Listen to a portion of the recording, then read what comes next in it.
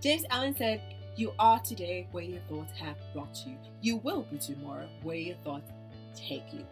Hello, welcome to my YouTube channel. My name is Lydia and I make faith-based content here on YouTube. I do release new videos every Tuesday, so if you're new, I definitely encourage you to subscribe. And if you're coming back, welcome back. Hope you had an amazing week. As you gather, today I'm talking about establishing great thoughts.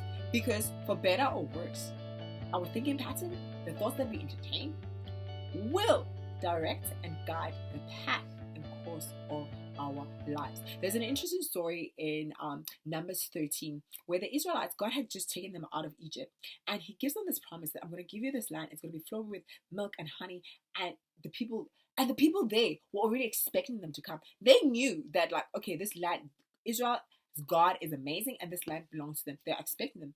But Israelites, on the flip side, when they looked at the place, said, "Oh, the place is great. The promise looks amazing. But the people in there are giants and we are grasshoppers."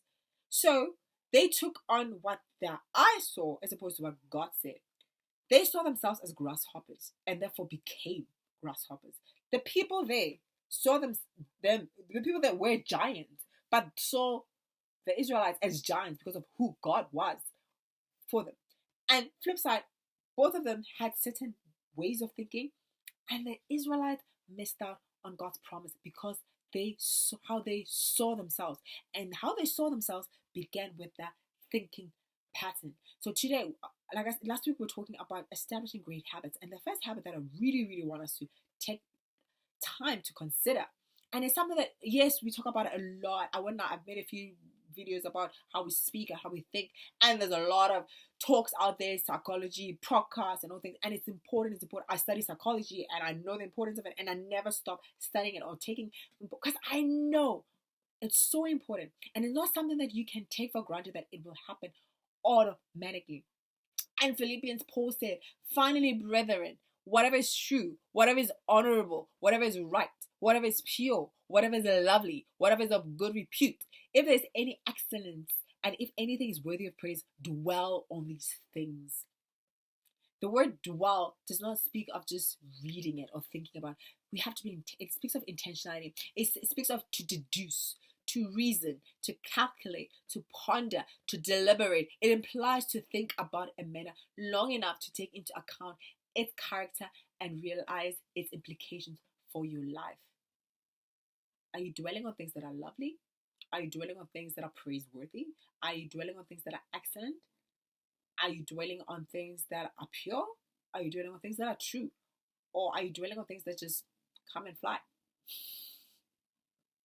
Because the enemy will just plant things in our mind, or just watching the news, and all of a sudden you're dwelling on the fact that we're in the middle of a recession. You're dwelling on the fact that Eskom is Escoming and we're constantly having unnecessary power cuts, or you're dwelling on the things that there's low jobs, or you're dwelling on the fact that God said, "I am your provider. I am your source." Are you dwelling on the promises of God that I will be with you wherever you go? Are you dwelling on the promise that the great I am says that I am your righteousness, I am your vindication? Even when people speak about you ill and you don't have to go around trying to defend yourself, I am your vindicate. Are you dwelling on these things, or are you dwelling on the injustices around you? Are you dwelling on truth? Or are you pondering the lies, the reality? Some of it is maybe not even reality. I mean, it lies, but it's reality of where we are at. And my encouragement today is, can we dwell on these 5 great thoughts in our areas? And the first one is, think great thoughts about God. Oh, the depth of the riches, both of the wisdom and knowledge of God. How unsearchable are his judgments and unfathomable his ways. For who has known the mind of the Lord? Who became his counselor? Or who has first given to him that it would be paid back to him? For from him and through him and to him are all things. To him be glory forever and ever. No greater belief determines the course of our lives than what we think about God. Because if you believe in a small God, then you believe that a small God is behind you. You will not have the courage to pursue great things because you don't have greatness behind you. You will not have courage to face difficult things because you do not believe that the great I am is with you. If he is great, then you don't have to fear anything because he says, "I am with you, I am for you." So what do you think about God? Do you think he's faithful? to keep the promises that He has made you? Do you think He's not only capable, willing, but that He's a covenant keeping God? He does not make promises just for the sake of making them. If He makes a promise to you, He and all of heaven, His resources are available to you to see it complete. What do you think about God? Is He great, or is He a God that fits into your small, limited way of thinking?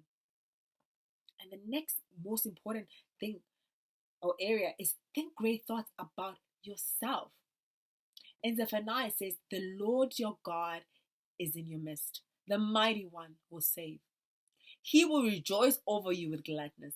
He will quiet you with his love. He will rejoice over you with singing. You are the object of the great I Am's love. It doesn't matter who or what has said about you or how you've been treated. Because sometimes people treat you based on how they are, not based on your value. Because they don't value you doesn't mean you're not valuable. Because they don't see your worth doesn't mean you have no worth. And sometimes maybe they're broken, and how they see themselves, they project that onto you. Do you see yourself as the object of the love of the eternal great I Am? Or do you see yourself as a grasshopper that just has to go through life? What do you believe about yourself? And the thing that I really want to encourage you is that God's love for you is not dependent on how you behaved or how you're behaving. He's not keeping a scorecard of, oh, okay, you're losing points or you're gaining points in terms of my love. His love for you is unchanging. Yes, you determine how much He's pleased with you based on your walk and your obedience, but you don't determine His amount or His depth of love for you. His depth and love for you is eternal, is unmovable, is unshakable. And next is how we think great thoughts about other people. Samuel says that, but the Lord said to Samuel, do not look at his appearance or at his physical stature, because I have refused him. For the Lord does not see as man sees. For man looks at the outward appearance, but the Lord looks at the heart. How do you look at people?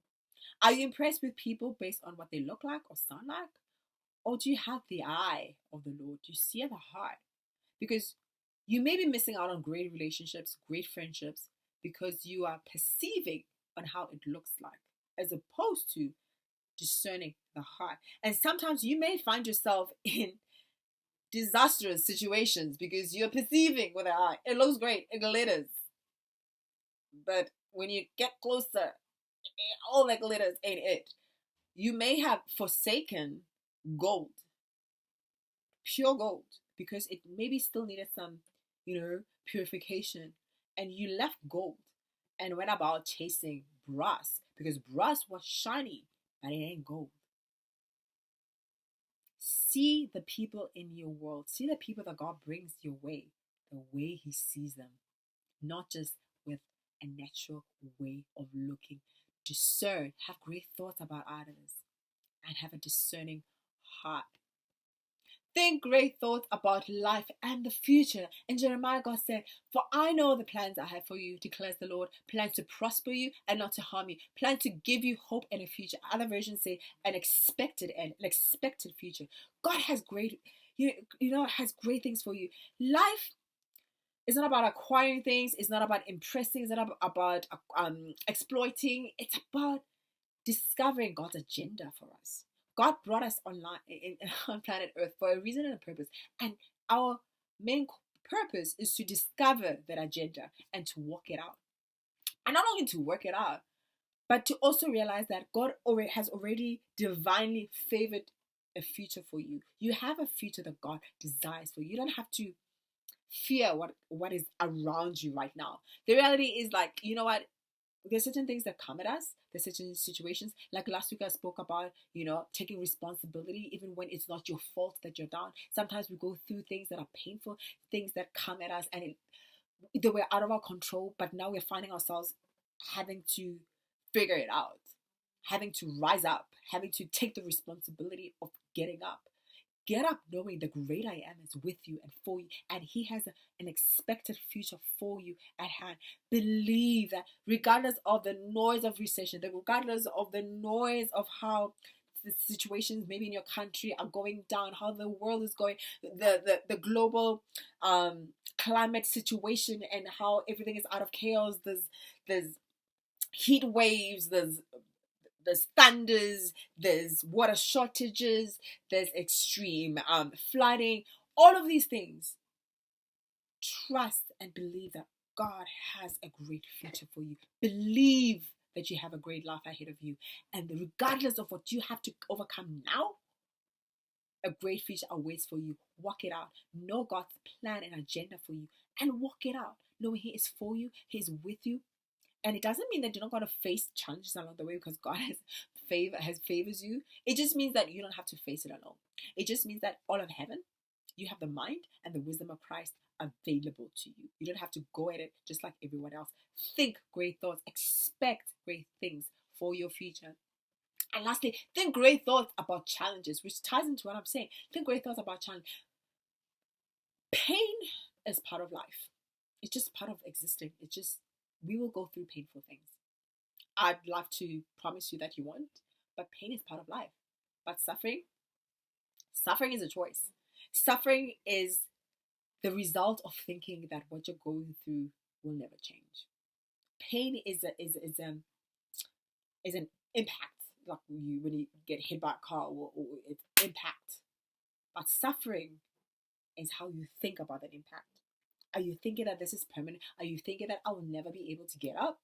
James said, "Consider it pure joy, my brothers and sisters, whenever you face trials of any kinds, because you know that the testing of your faith produces perseverance. Let perseverance finish its work so that you may be mature, complete, not lacking anything." God wastes nothing. Nothing in God is ever wasted. Whatever pain you're going through, whatever pain you've just experienced, refuse to let it become a suffering. Refuse to be a place where you're sitting. Refuse to let it be wasted. Anything we place in God's hand can be redeemed for His glory. He still is the God that takes ruins and turns them into glory. He's still the same God that takes broken, dead bones and calls and brings out an army. So whatever you're facing right now, whatever pain, it is not permanent.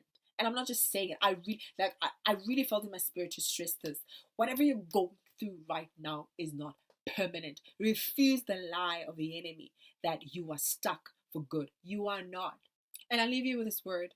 Brothers and sisters, I do not consider myself yet to have taken hold of it, but one thing I do, forgetting what is behind and straining toward what is ahead. I press toward the goal to win the prize for which God has called me heavenward in Christ Jesus.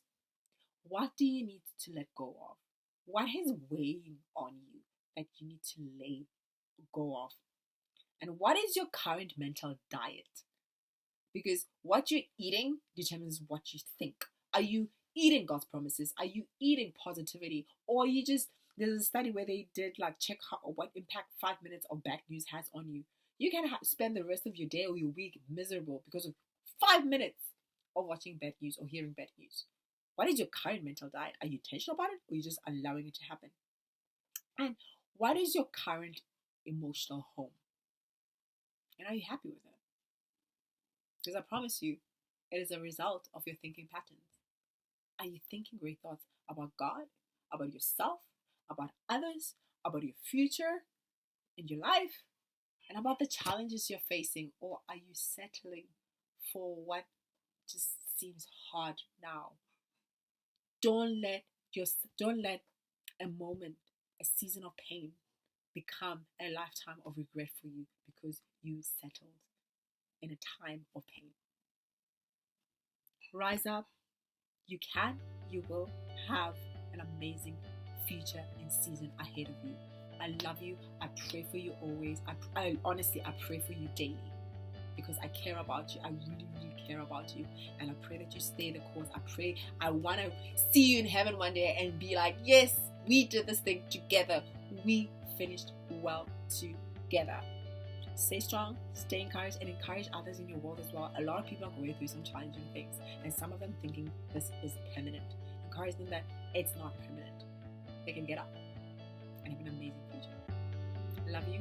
Have a good one. Bye, bye, bye.